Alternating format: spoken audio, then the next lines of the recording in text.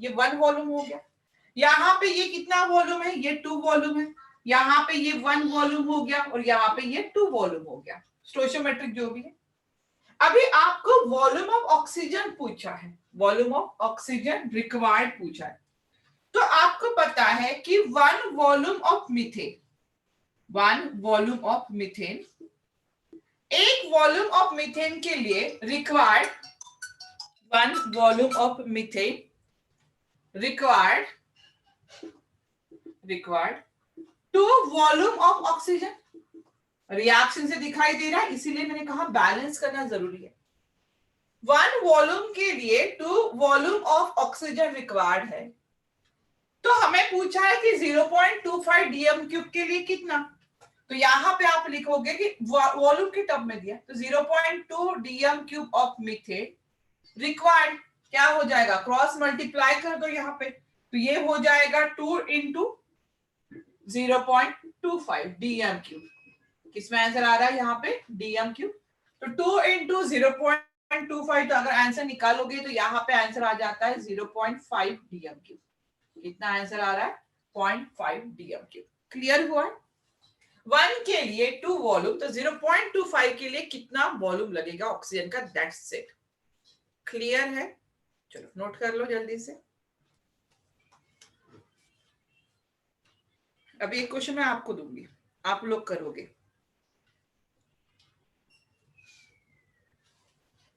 Volume दिया है, volume पूछा है, वॉल्यूम वॉल्यूम रिलेशनशिप। मास दिया है, मास पूछा है, मास मास। वॉल्यूम दिया है, मास पूछा है, या मास दिया है, वॉल्यूम पूछा है, तो मास वॉल्यूम रिलेशनशिप। चलो मैं रफ कर रही हूं, अभी हो गया, लिख लिया सबने। ओके,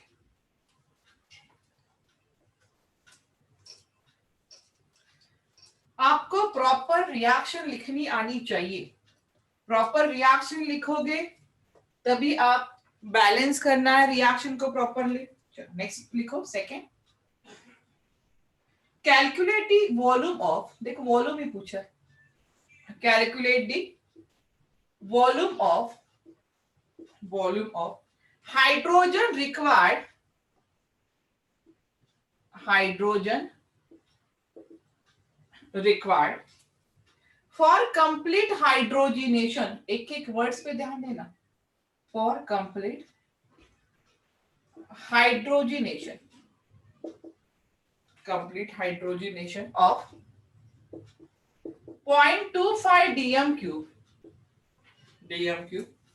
of ethyne, फॉर्मूला पता है सबको इथाइन का, at STP।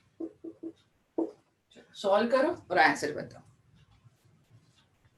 अभी वॉल्यूम दिया है, वॉल्यूम ही पूछा है, कुछ ज्यादा नहीं, वॉल्यूम दिया है, वॉल्यूम पूछा है, तो जो अभी हमने मेथड यूज की थी वही कर सकते हो, उसमें कोई चेंजेस नहीं करने आपको। चलो आंसर निकालो जल्दी से।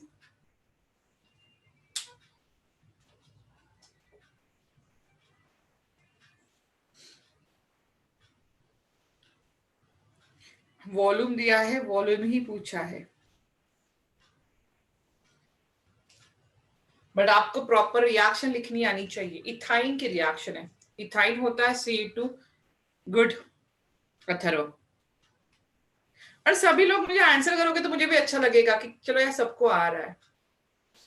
तो जो भी है, गलत हो रहा है सही हो रहा है, आंसर डालो कितना आ रहा है, मतलब मुझे समझ में आना चाहिए कि आपको कहाँ पे गलती कर रहे हो।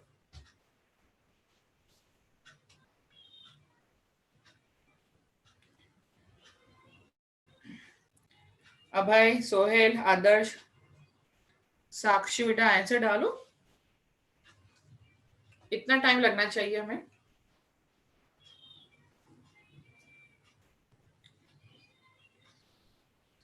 गुड साहिल, नहीं साहिल गलत हो रहा है, गलत हो रहा है ना साहिल। वही रिएक्शन कंप्लीट हाइड्रोजनेशन कहाँ है साहिल, कंप्लीट हाइड्रोजनेशन है।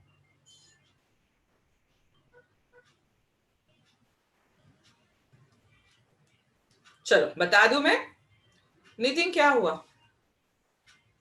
आंसर क्यों नहीं आ रहा भाई? मुझे लगता है थोड़ी रिएक्शन में ये हो रहा है। क्या करना है, इथाइन का हाइड्रोजनेशन करना है। इथाइन मतलब होता है C2H2, मानते हो? नितिन गलत हो रहा है। C2H2 क्या होता है? इथाइन। कंप्लीट हाइड्रोजनेशन का है। तो अगर आप पहले हाइड्रोजनेशन करोगे तो आपको पता है कि क्या मिलेगा? C2H4 मिलेगा। और C2H4 क्या होता है? इथीन होता है।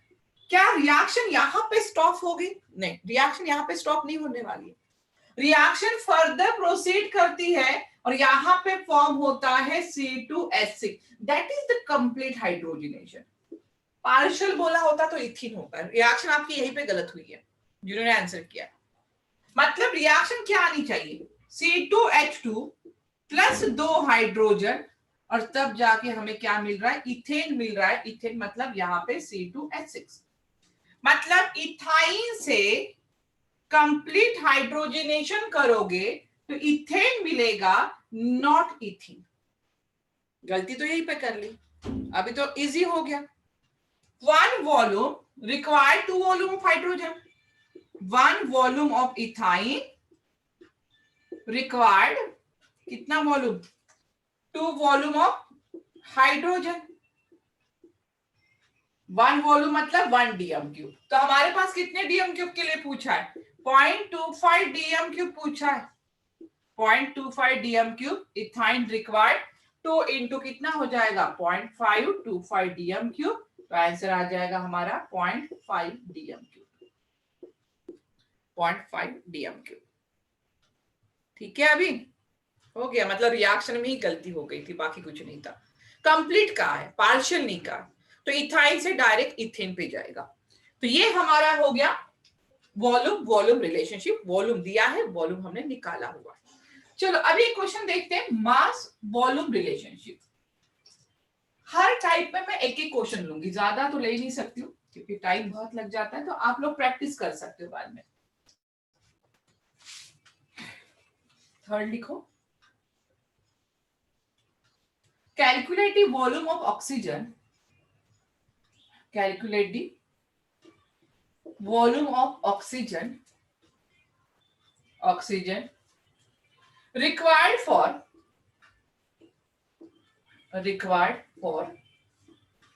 complete combustion of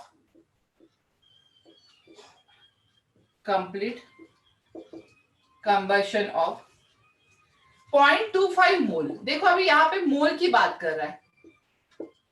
0.25 मोल दिया हुआ है ऑफ मीथेन एट एसटीपी। एक बार आप लोग ट्राई करोगे।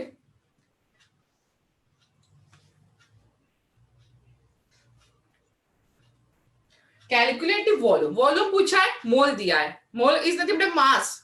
तो मतलब मास की टर्म्स में दिया है, वॉल्यूम पूछा है, तो that is a mass volume relationship. इसको क्या कहोगे? Mass volume relationship. और बिल्कुल सब लोग ट्राई करो, बहुत इजी है। थोड़ा सा बस रिएक्शन लिखते जाओ, सोचते जाओ।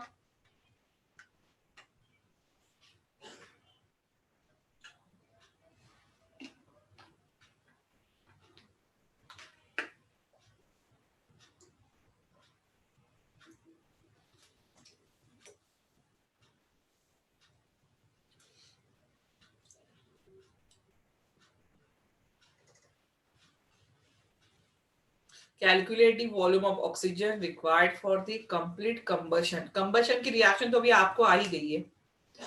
गुड अथर्व। शर्वरी गलत हो रहा है, अथर्व सही है, बिल्कुल सही है, वेरी गुड।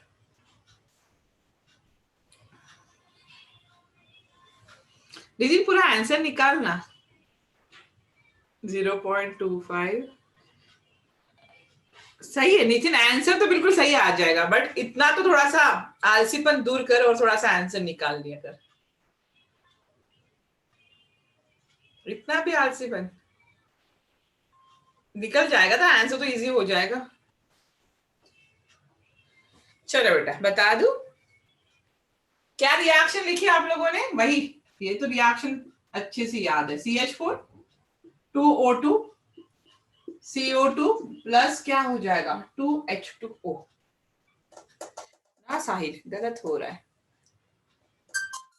गलत हो रहा है। अभी मोल्स को क्या मैं वॉल्यूम में कन्वर्ट कर सकती हूँ? हमें वॉल्यूम और रिलेशनशिप पता है ना, तो क्या मैं मोल्स को वॉल्यूम में कन्वर्ट कर सकती हूँ? कितने मोल्स है बेटा? 0.25।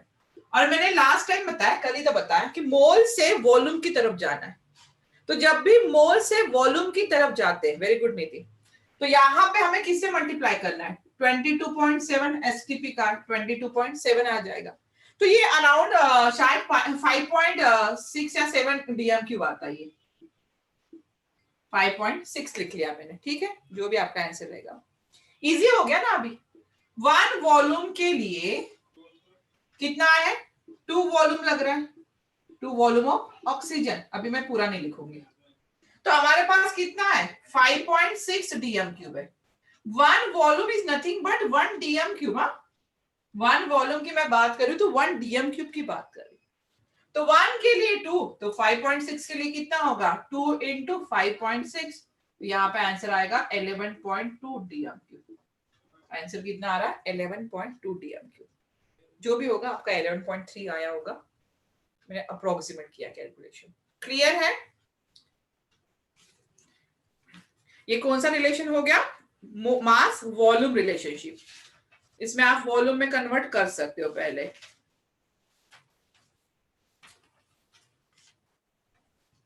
चलो उसके बाद देखते हैं मास mass relationship.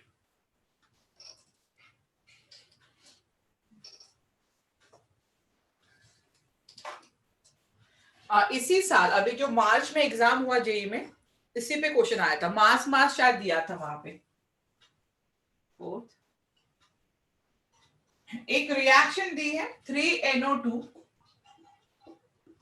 In gaseous form, H2O liquid में दिया हुआ है, 2HNO3 plus NO। how many grams of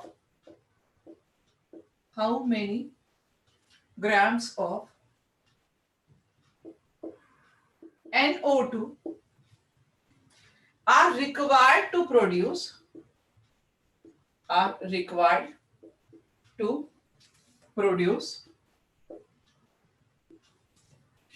25.2 gram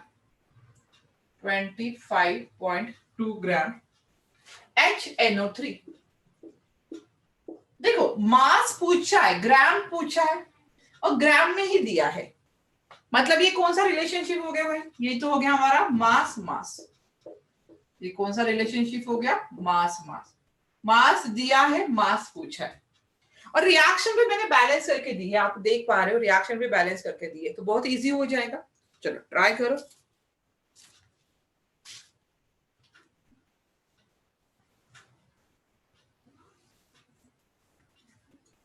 मास मास दिया है।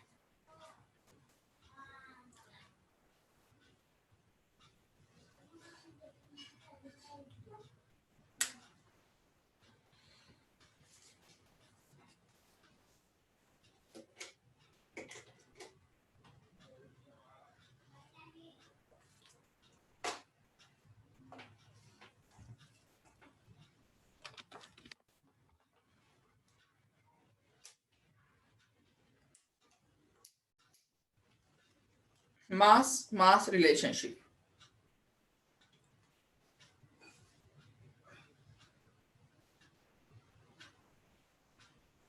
सबने आंसर निकालना है, बहुत ज्यादा नहीं है। मैंने रिएक्शन बैलेंस करके दी है। पहले आपको रिएक्शन चेक करना है कि रिएक्शन बैलेंस है या नहीं है। मैंने यहाँ पे बैलेंस ऑलरेडी करके रखी है। गुड नितिन, ऐसा लग रहा है ना कैलकुलेटर चल रहा है आज घर में। बिल्कुल ठीक है, बट आपको मेथड समझ में आ गई। और थोड़ा अप्रोक्सीमेशन में कैलकुलेशन करो, कैलकुलेटर यूज मत करो। मतलब क्या होगा कि जब भी एग्जाम में सॉल्व करोगे तो अप्रोक्सीमेट आपको वैल्यू निकालनी आनी चाहिए।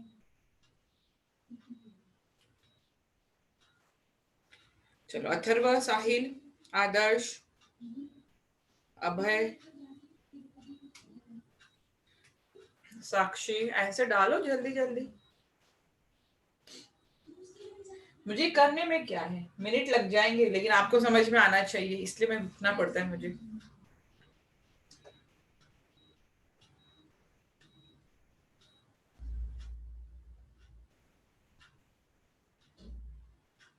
शर्वरी गलत हो रहा है, अप्रोक्सीमेट है ये आंसर। अगर अप्रोक्सीमेट निकाला है तो दैट्स गुड, बट अगर कैलकुलेटर से या परफेक्टली आंसर निकालने की कोशिश की तो ये थोड़ा गलत हो रहा है, बट अप्रोक्सीमेट में चलेगा इतना। ओके, अप्रोक्सीमेशन में चलेगा उतना, क्योंकि अगर देखो अप्रोक्सीमेट ज्यादा कहाँ पे करना है, अगर आपको कोई 4 ऑप्शन दिए हैं और चारों ऑप्शन में अगर डिफरेंस ज्यादा है तो वहां पे आप अप्रोक्सीमेशन यूज कर सकते हो। बट अगर आपके पास 4 ऑप्शन है और उसमें अप्रोक्सीमेशन वहां पे ये वैल्यू क्लोजेस्ट है चारों की चारों, तो वहां पे कभी मत यूज करना। Very good Atharva. चलो, क्या रिएक्शन है देखो यहाँ पे, 3NO2 रिएक्शन में फिर से लिख देती हूँ, 3NO2 plus H2O it gives 2HNO3 plus यहाँ पे NO। How many grams of NO2, NO2 की बात कर रहा है और यहाँ पे बात कर रहा है HNO3 की। तो यहाँ पे मैं NO2 ये मास की फॉर्म में दिया है, तो मैं क्या इसका मास निकाल सकती हूँ? तो आपको पता है कि यहाँ पे 3 है तो 3 एज इट इज रहेगा। नाइट्रोजन 14 होता है, ऑक्सीजन 32 होगा, तो 14 प्लस 32 ये टोटल हो जाएगा 46। तो मैं एज इट इज रहने देती हूँ। तो 3 इंटू 46 ग्राम ऑफ NO2। और किसकी बात चल रही है यहाँ पे, 2 इंटू HNO3 का मोलार मास आपको पता है 63 ग्राम होता है। कितना होता है, 63 ग्राम ऑफ HNO3। क्या पूछा है, how many grams of NO2 are required to produce 25.2 gram. मतलब आपको पता है कि इतना करने के लिए, मतलब 2 इंटू 63 ग्राम ऑफ HNO3 के लिए, ग्राम ऑफ HNO3 के कितना NO2 लग रहा है बेटा, 3 इंटू 46। मैं कैलकुलेट अभी नहीं कर रही हूँ, बाद में अप्रोक्सीमेट कर लूंगी। 2 इंटू 63 के लिए 3 इंटू 46 ग्राम ऑफ NO2 लग रहा है, ग्राम ऑफ NO2 लग रहा है। तो हमें कितना पूछा है, हमें पूछा है 25.2 ग्राम्स के लिए। तो आंसर क्या हो जाएगा यहाँ पे, ये आ जाएगा 3 इंटू 46 इंटू कितना हो जाएगा 25.2 डिवाइडेड बाय कितना हो जाएगा 2 इंटू 63, 2 इंटू 63। देखो ऐसे अगर निकालते हो तो अप्रोक्सीमेट, आपको कोई जरूरत भी नहीं है कैलकुलेटर यूज करने की। तो यहाँ पे आपको पता है कि ये 3 हो जाएगा, ये 3 2 1 आ जाएगा यहाँ पे, इसको अप्रोक्सीमेट में निकाल लो, यहाँ पे ये 2 कर दोगे यहाँ पे, तो यहाँ पे ये 23 हो जाएगा। तो इसका अप्रोक्सीमेट 1 मान लो, तो देखो ये 25 के करीब तो अपने आप ही आ रहा था विथआउट कैलकुलेटर। तो इसका आंसर जो परफेक्ट है वो था 27.6 समथिंग है ग्राम।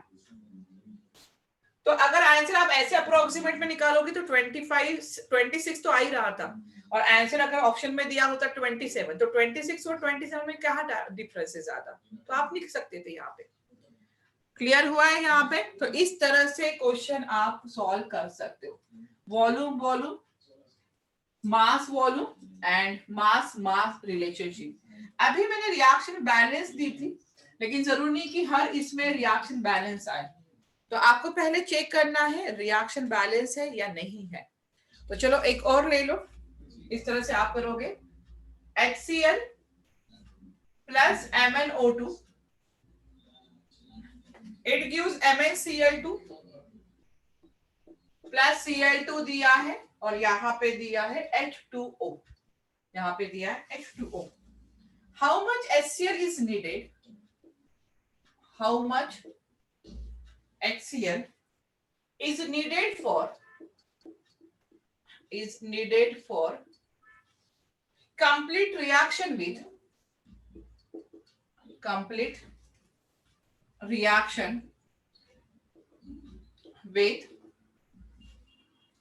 69.6 gram MnO2।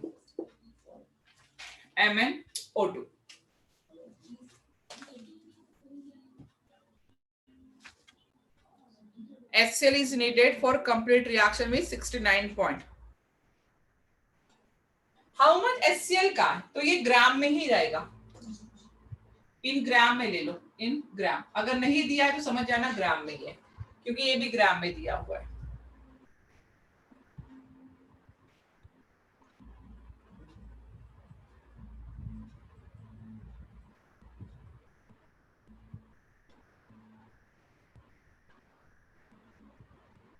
Mass of Mn 55.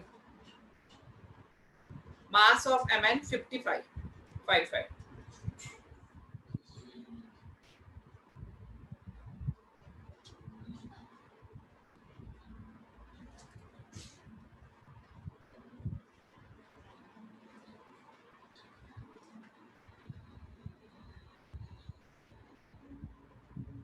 सबको सॉल्व करना है,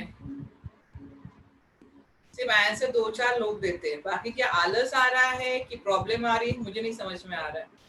तो थोड़ा सा आंसर सब लोग डालोगे, 1-2 मिनट ज्यादा लो, कोई प्रॉब्लम नहीं है, बट आंसर ट्राई तो करो।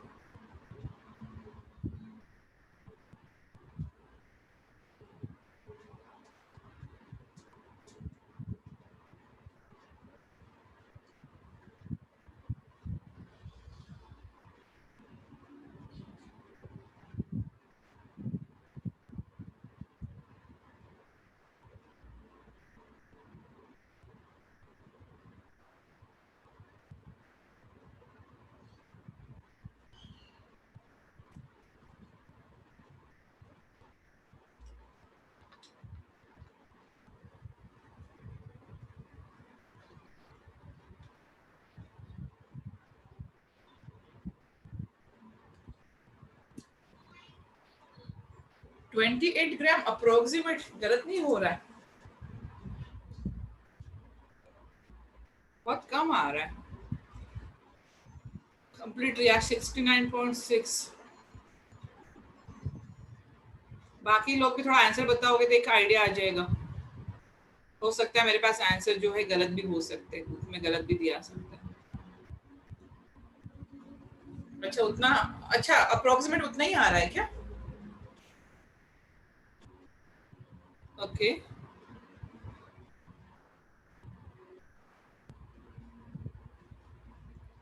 Okay Sharvari good.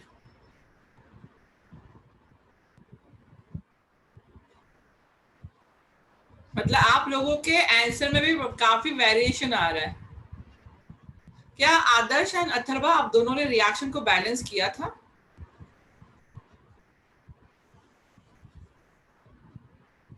अगर रिएक्शन को बैलेंस नहीं किया तो कैसे निकाला भाई? रिएक्शन कहाँ बैलेंस है? इसीलिए मैंने हर चीज, मुझे पता है कि आप लोग कहाँ पे गलती करोगे। अरे मैंने कहा था, मैंने कहा था कि ऐसे कोई प्रॉब्लम होता है, मैं रिएक्शन, पहली रिएक्शन मैंने बैलेंस करके दे दी थी, बट जरूरी है कि हमेशा रिएक्शन बैलेंस करके मिलेगी? तो पहला एम तो हमारा वही रहेगा, रिएक्शन को बैलेंस करना। ओके नितिन, अप्रोक्सीमेट लग रहा है मुझे आंसर ये। चलो क्या रिएक्शन है देखो, HCl MnO2, it gives MnCl2 plus Cl2 H2O। इस साइड में 4 Cl है, मतलब 4 Cl, यहाँ पे एक ही है तो यहाँ पे 4 कर दो, हाइड्रोजन 4 हो जाएंगे और 2 है यहाँ पे, तो ये 2 कर देना। ऑक्सीजन बैलेंस हो गया, Mn बैलेंस है, ओके रिएक्शन बैलेंस। अच्छा एग्जैक्ट वैल्यू है, साहिल गलत हो गया, तुम लोगों ने रिएक्शन ही नहीं बैलेंस की है, इसलिए गलत हो रहा है आंसर। अथर्व अप्रोक्सीमेट सही है। ये 4 इंटू कितना होगा, HCl 36.5 होता है, क्लोरीन 35.5 और 1 हाइड्रोजन 36.5। MnO2 कितना होगा, ये 55, ऑक्सीजन कितना होता है 32, तो ये हो जाएगा 87। क्या पूछा, HCl और Mn2 ही पूछा है, चलो ये तो इजी हो गया। तो 87 gram of 87 gram of MnO2 required how many HCl, 4 into 36.5 ग्राम। 87 ग्राम के लिए 4 into 36.5, तो हमें कितने ग्राम के लिए निकालना है, हमें निकालना है 69.6 ग्राम के लिए। क्या लिखोगे यहाँ पे, 4 into 36.5 इंटू हो जाएगा यहाँ पे 69.6, उसको 70 कर दो 69.6 को, डिवाइडेड बाय 87। क्या ये ऐसा आया है सबका?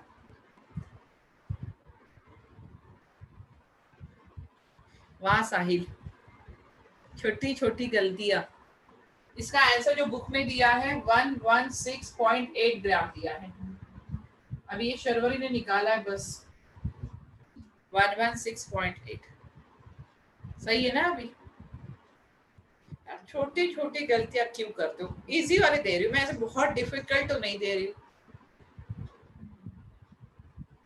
अच्छा भाई, इसीलिए कोई बात नहीं, लेकिन यार प्रैक्टिस करोगे तब हो जाएगा, नहीं तो यही छोटी छोटी गलतियां हमसे चलती जाएगी।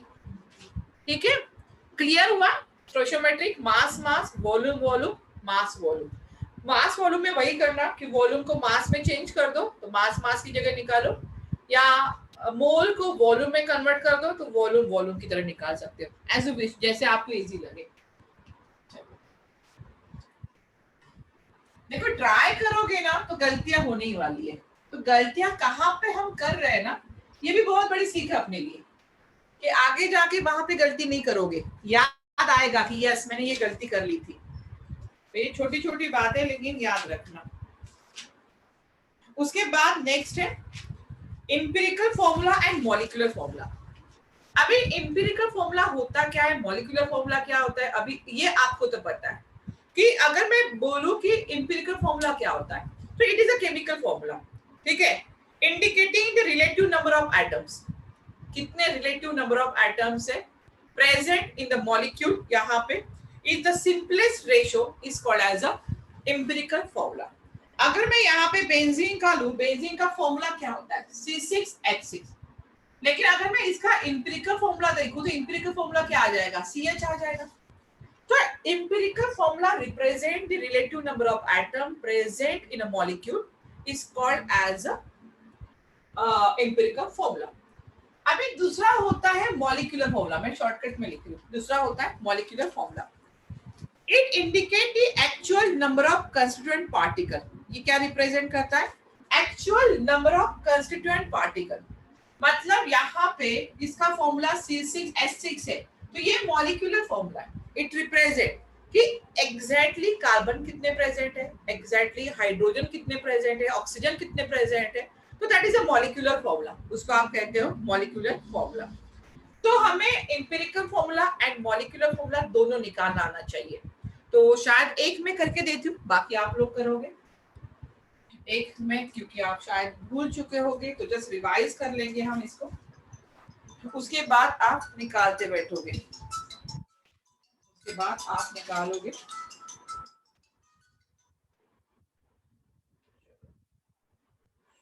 करते हैं, पहले मॉलिक्यूलर निकालते, लिखो क्वेश्चन लिखो, पहले आप करके दिखा दो मुझे, फिर मैं समझा दूँ। Analysis of vitamin C shows that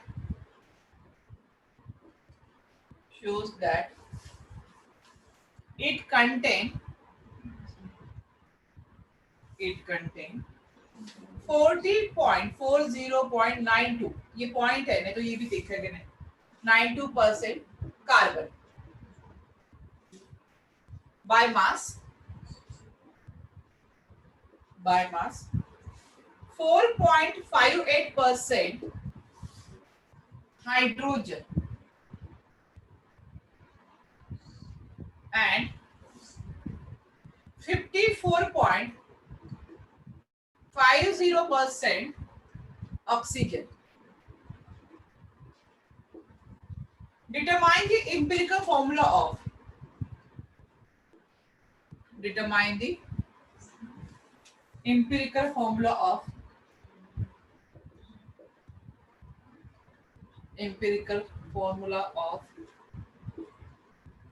vitamin C. अभी जो बायो वाले हो गए उनको शायद डायरेक्टली फॉर्मूला ही पता होगा, ठीक है, जो बायो वाले लोग हैं उनको शायद डायरेक्टली फॉर्मूला पता होगा, और जो जेई वाले हैं निकालो फॉर्मूला क्या है, विटामिन सी का फॉर्मूला निकालना है। पहले बात सुन लो, जितने भी परसेंटेज दिए हैं एक बार उसको कैलकुलेट करना, वो 100% आने चाहिए। जितने भी परसेंट दिए, 40% दिया है, 4 पॉइंट दिया है, 54 दिया, तो ये तो अप्रोक्सीमेट 100% आ ही रहा है। तो जो भी परसेंटेज है पहले 100% हो रहा है या नहीं हो रहा है पहले चेक करना है।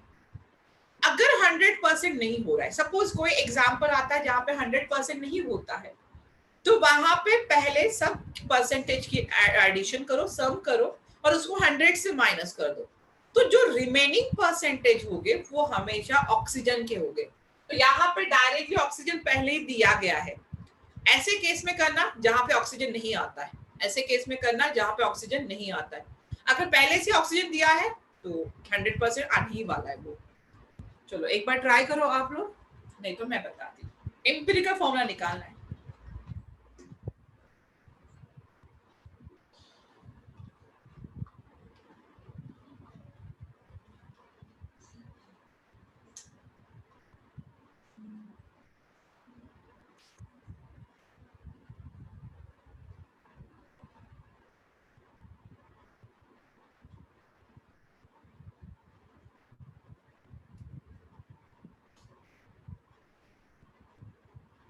Empirical formula, molecular formula.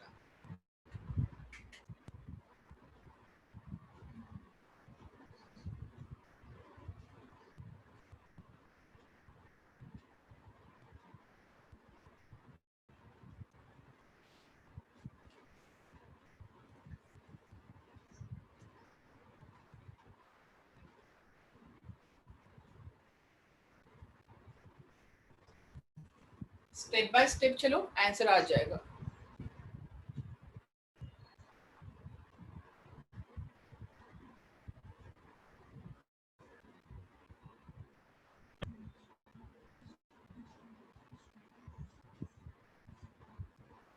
एक बता दूं मैं, या आप लोग ट्राई कर रहे हो? नहीं, गलत हो रहा है। चलो वो फॉर्मूला गलत हो रहा है।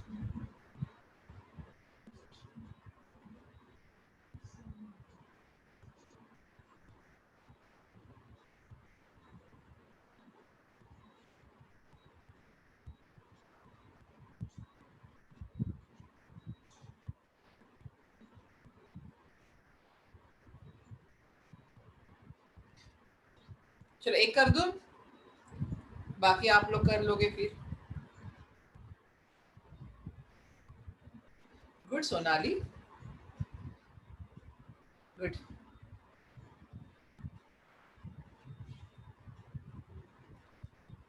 और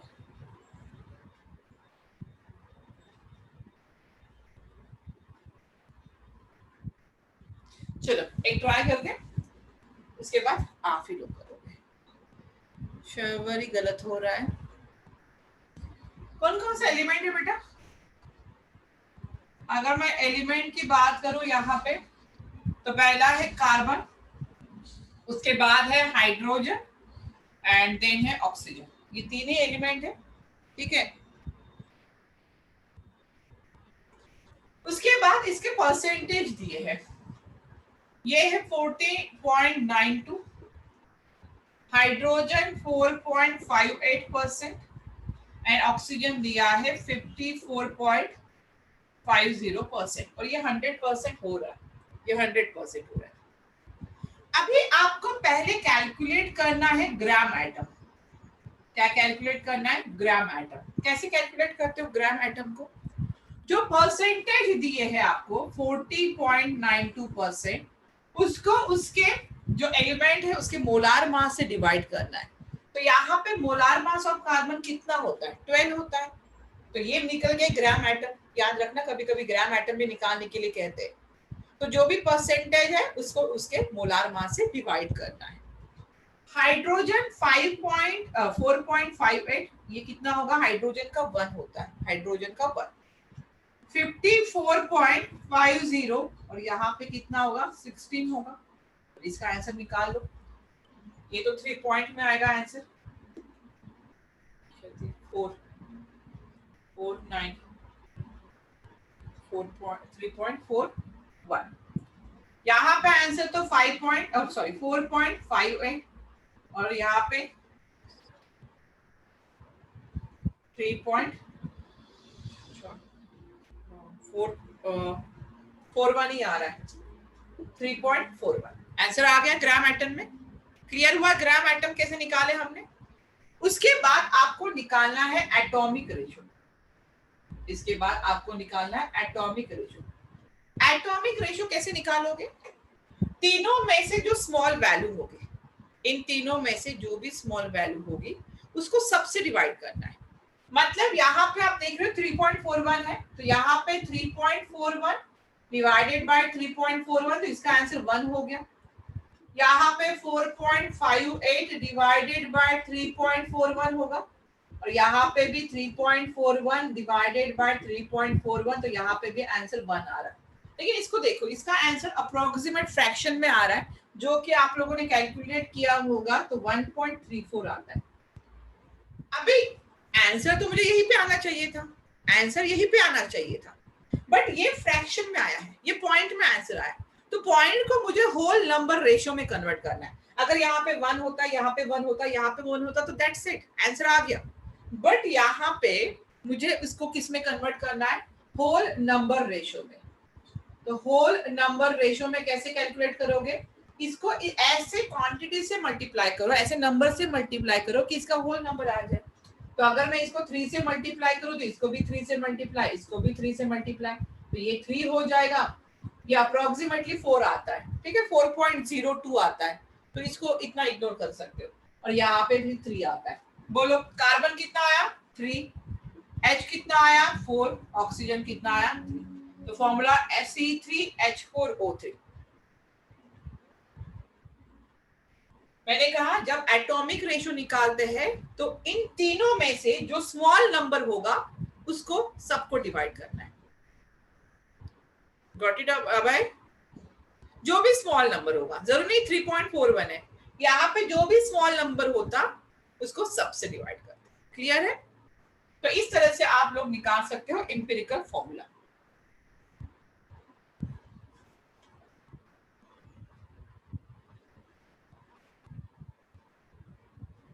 चलो आगे बढ़े, लिख लिया है सबने।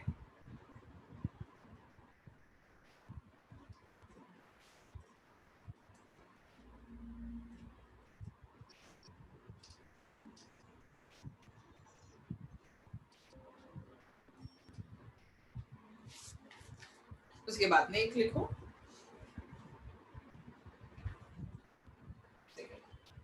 कार्बन का परसेंटेज दिया हुआ है 49.3%, हाइड्रोजन दिया है 9.59%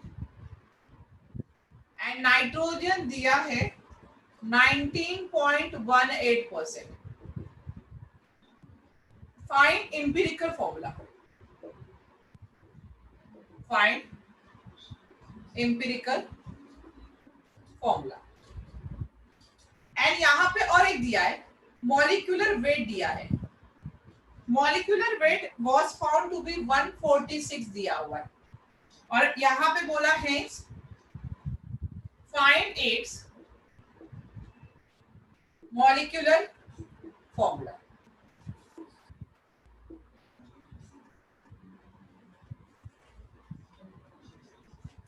Hence, find its molecular formula also. Carbon, hydrogen, nitrogen. Find empirical formula. Molecular weight was given 146. तो आपको molecular formula भी निकालना है। तो जो empirical formula निकालो ना, वही सेम निकालो पहले। पहले empirical formula निकालो, फिर मैं molecular formula बताती हूँ।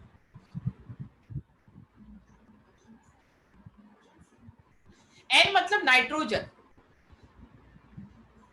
अच्छा, तो इसमें बोल रहा है molecular formula, N is a number, N is a number, जो भी नंबर आएगा।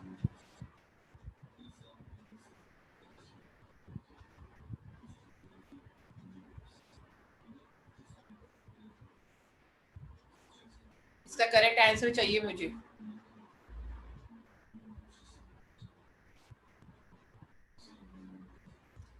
थोड़ी स्पीड बढ़ाओ।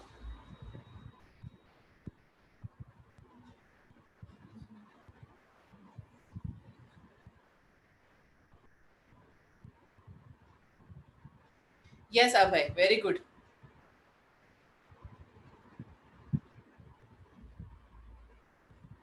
ये छोटी छोटी चीजें हैं लेकिन आप भूल जाते हो तो उसकी वजह से आंसर गलत हो जाता है।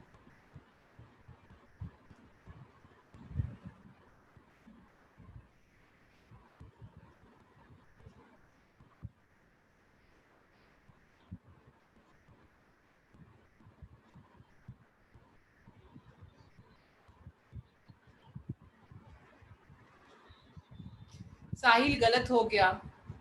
इसीलिए मैं बोलती हूँ ना कि जो भी बातें मैं बोलती हूँ ना तो थोड़ा ध्यान से सुना करो।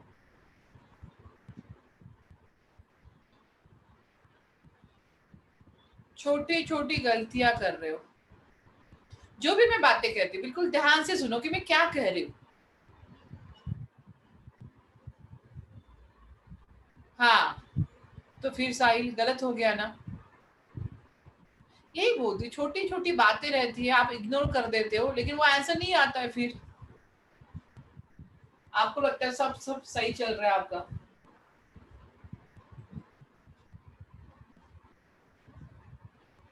आलोक, सूरज, आंसर करो बेटा। साक्षी क्या हुआ?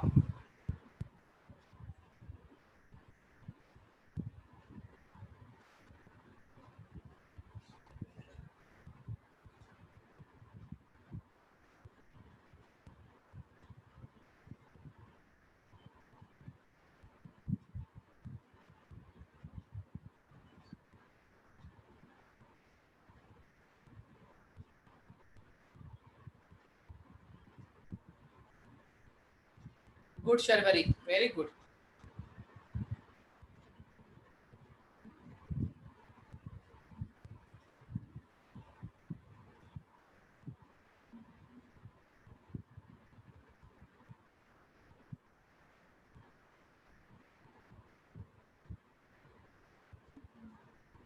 आदर्श ये क्या है? डायरेक्टली आपने लास्ट मॉलिक्यूलर फॉर्मूला निकाला है कि एम्पिरिकल?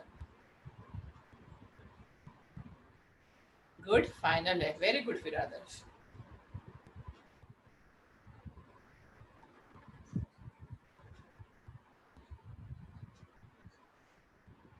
चलो करें। सबसे पहली गलती आप लोगों ने की कि इसके परसेंटेज 100 आ रहे हैं या नहीं आ रहे हैं। यस सोनाली। नहीं Sonali, sorry sorry Sonali, empirical formula गलत हो रहा है। एम्पिरिकल फॉर्मूला गलत हो रहा है।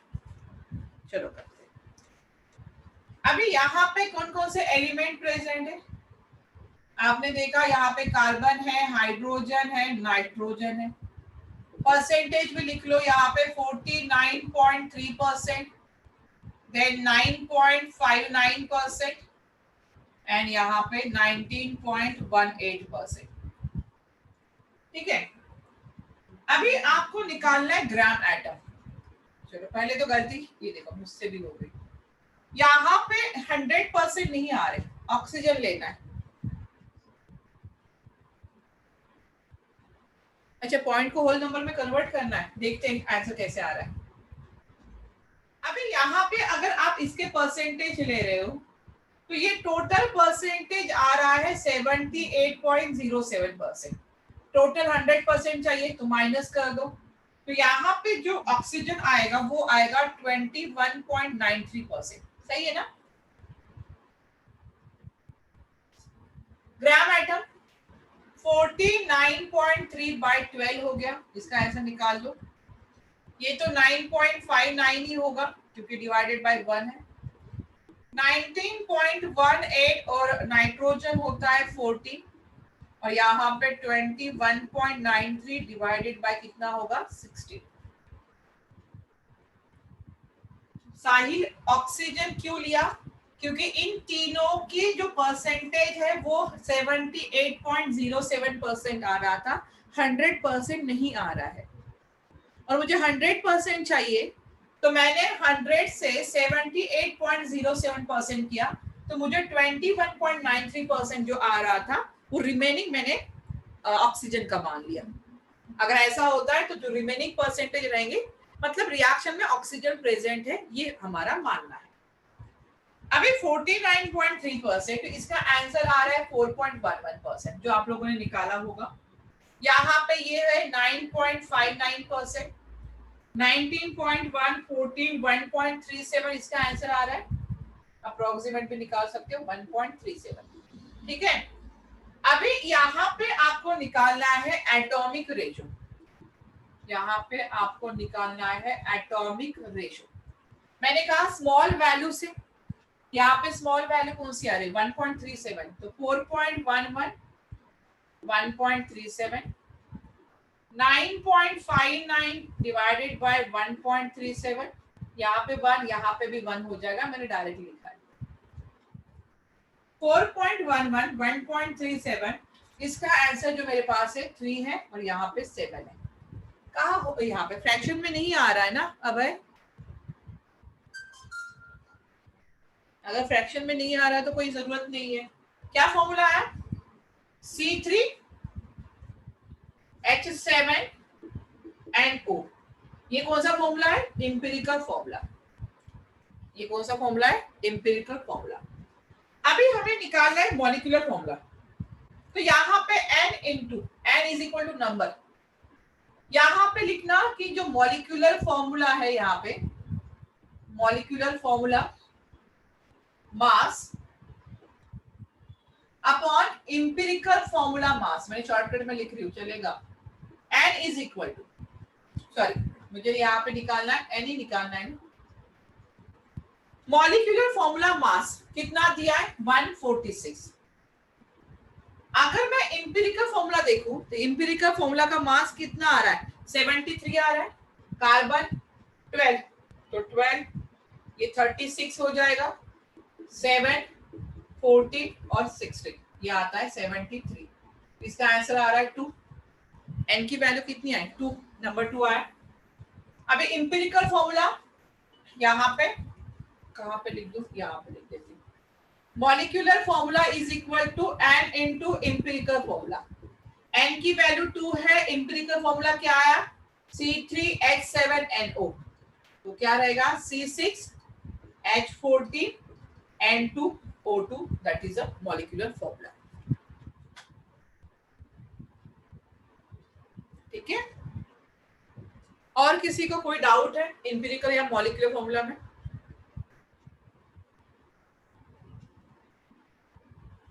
और कोई डाउट है? चलो फिर आगे बढ़ते।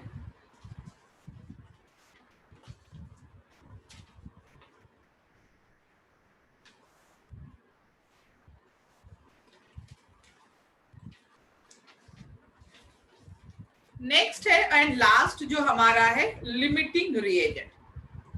लास्ट टॉपिक जो हमारा है अभी लिमिटिंग रिएजेंट। और लिमिटिंग रिएजेंट में बहुत ज्यादा क्वेश्चन पूछे जाते हैं।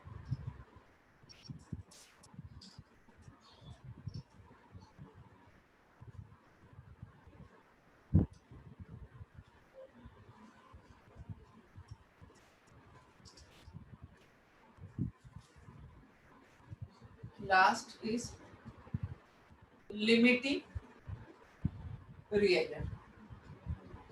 What is meant by limiting reagent? Limiting reagent होता क्या है? The reagent which is consumed, the reagent which is consumed earlier in a chemical reaction, is called as limiting reagent. बड़ा इंपॉर्टेंट होता है लिमिटिंग रिएजेंट। ऐसा reagent जो reaction में बहुत जल्दी कंज्यूम हो जाता है। The reagent which is consumed earlier in a chemical reaction is called as a limiting reagent. इसको आप क्या बोलते हो? Limiting reagent. अभी लिमिटिंग रिएजेंट का यूज क्या है? अभी आपने रिएक्शन लिखी है A plus B, it gives C. General reaction A plus B, it gives C. और मैंने कहा यहाँ पे 2 मोल है A के, यहाँ पे B के 2 मोल है, और मैंने कहा बोलो C की कितने मोल फॉर्म हो गए? क्लियर हुआ? सिंपल रिएक्शन है A plus B, it gives C. मैंने कहा कि ए के 2 मोल है, बी के 2 मोल्स है, सी के कितने मोल्स फॉर्म होंगे? तो आप बोलोगे कि 1 से 1 फॉर्म हो रहा है, यहाँ पे भी 2 मोल है, यहाँ पे 2 मोल है, यहाँ पे भी कितने आ जाएंगे? 2 मोल्स आ जाएंगे। सिंपल लॉजिक था कि भाई 1 से 1 फॉर्म हो रहा है, तो 2 से कितना फॉर्म होगा? 2 मोल्स फॉर्म होगा। लेकिन अभी मैंने रिएक्शन को चेंज कर दिया और रिएक्शन को मैंने बोला यहाँ पे कि रिएक्शन 2A है प्लस यहाँ पे 3B है और यहाँ पे मुझे 4C मिल रहा है। यहाँ पे 2 मोल है, यहाँ पे मैंने दिया है 2 मोल। और अभी मैंने पूछा है कि बोलो यहाँ पे C के कितने मोल फॉर्म हो गए? क्वेश्चन समझ में आ रहा है? पहले इसमें दोनों के 2 मोल थे, तो मैं किसी के भी रिस्पेक्ट में निकालू तो आंसर तो 2 ही आ रहा था। मैं किसी के भी रिस्पेक्ट में अगर आंसर निकालू तो आंसर 2 ही आ रहा है। बट मैं यहाँ पे 2 से 4 फॉर्म हो रहा है, तो 2 से कितना होगा? 3 से 4 हो रहा था, तो 2 से कितना होगा? देखो आंसर अलग अलग आ रहा है। अगर मैं ए के रिस्पेक्ट में आंसर निकालू तो आंसर चेंज हो रहा है, बी के रिस्पेक्ट में निकालू तब भी